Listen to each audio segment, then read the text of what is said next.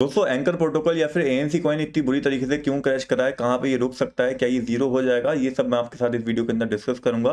साथ ही यहाँ पे वीडियो के लास्ट में हम मार्केट का एक छोटा सा अपडेट लेंगे कि बिटकॉइन के अंदर यहाँ पे हम क्या मूवमेंट एक्सपेक्टेड कर सकते हैं, कहाँ पे बाइंग सेलिंग हम यहाँ पे कर सकते हैं।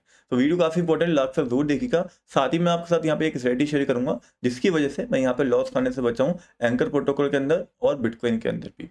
तो फर्स्ट ऑफ ऑल यहाँ पे बात करें एंकर प्रोटोकॉल की क्यों इतना डंप करा, तो जैसे कि आप सभी लोग जानते होंगे लूना इकोसिस्टम के अंदर आता है एंकर प्रोटोकॉल। अगर आप मैं आपके साथ यहाँ पे लिस्ट शेयर करूं तो ये लिस्ट है उन कॉइन्स की जो लूना प्रोटोकॉल के साथ यहाँ पे वर्क करते थे।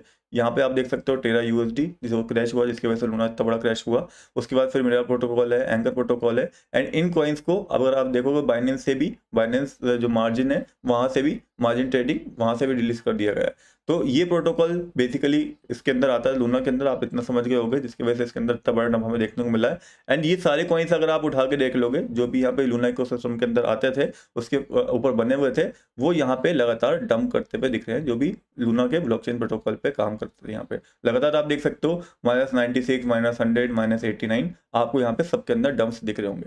तो पहली चीज तो ये लूना इकोसिस्टम का कोई प्रोजेक्ट इस टाइम पे बाय करना बहुत ज्यादा रिस्की है, कोई बड़ा अमाउंट उसके अंदर मत लगाना। और लिया हुआ था तो होल्ड करने के अलावा कोई रास्ता नहीं बचा है, क्योंकि यहाँ पे 100% लॉस में, 90% लॉस में सेल करके क्या ही मिलने वाला है हमें।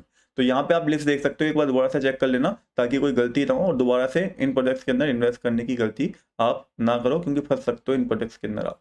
नेक्स्ट यहाँ पे हम बात करें कि एंकर प्रोटोकॉल बेसिकली है क्या और ये कैसे यहाँ पे लूना से रिलेट करता है, तो मैं आपके साथ पहले भी शेयर कर चुका हूँ। एंकर प्रोटोकॉल बेसिकली एक प्लेटफॉर्म था जहाँ पे आपको 19.5% का यील्ड मिलता था स्टेबल कॉइन डिपॉजिट करने पे, लैंड करने पे, जहाँ पे आप यूएसटी को डिपॉजिट कर रहे थे। अब जब यूएसटी ही नहीं रहा, लूना ही डूब गया, तो फिर एंकर प्रोटोकॉल कैसे रुकने का था। एंकर प्रोटोकॉल के ऊपर उसका इम्पैक्ट पड़ता हुआ हमें दिखा।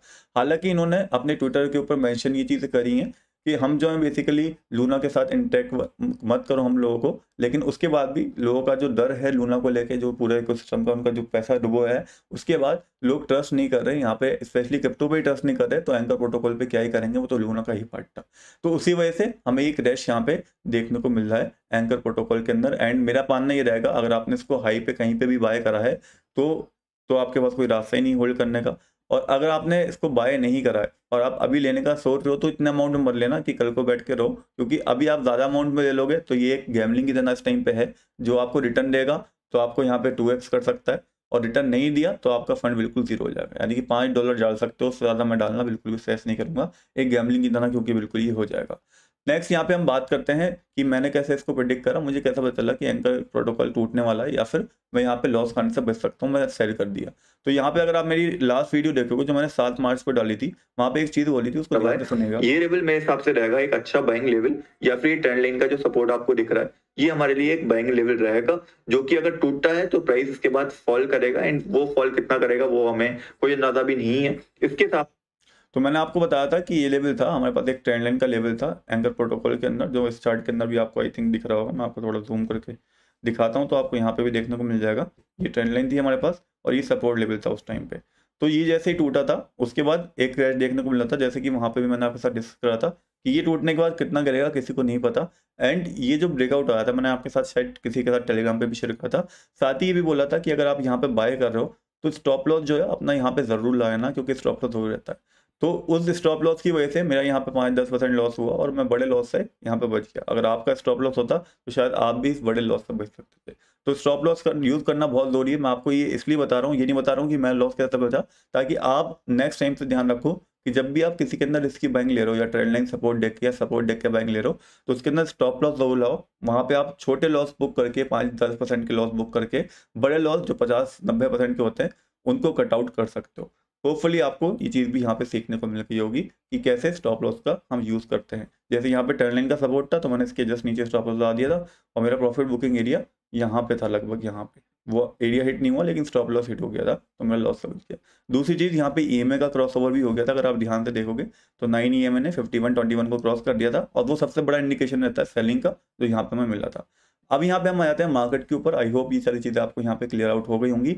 ध्यान से देख लेना एक बार इन कॉइन्स को, ये सारी इकोसिस्टम जो है लूना का ही है, एंड इनके अंदर लगातार आपको डंप्स देखने को अभी मिलेंगे। एंड मे बी जीरो भी हो जाए कुछ इसमें से।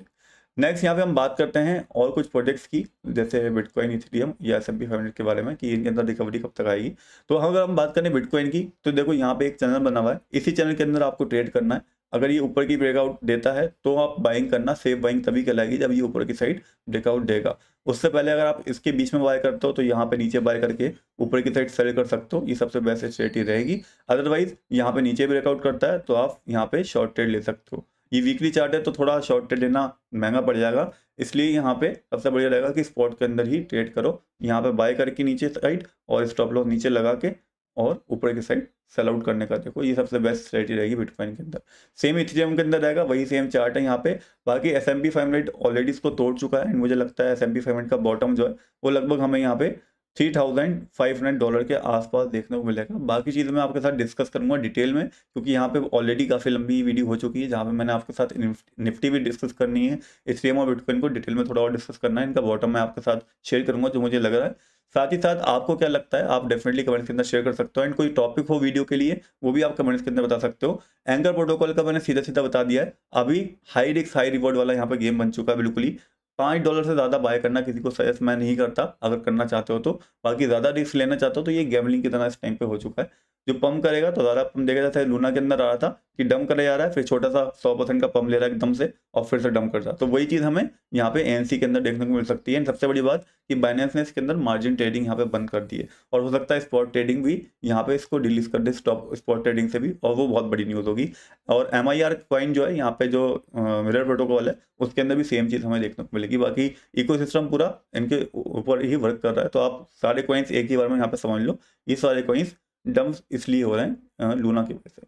होपफुली वीडियो आपके लिए हेल्पफुल रही होगी, काफ़ी चीज़ें आपको सीखने को मिलेंगी होंगी। बाकी आपको क्या लगता है मार्केट के अंदर क्या मूवमेंट हो सकता है, कमेंट्स के अंदर शेयर करिएगा और बताइएगा कि आपने कितना लॉस यहाँ पे एंकर प्रोटोकॉल के अंदर करा है, या फिर आप बाय कर रहे हो तो वो भी आप बता सकते हो। बाकी मिलते हैं कौन वीडियो में, तब तक के लिए गुड बाय, जय हिंद।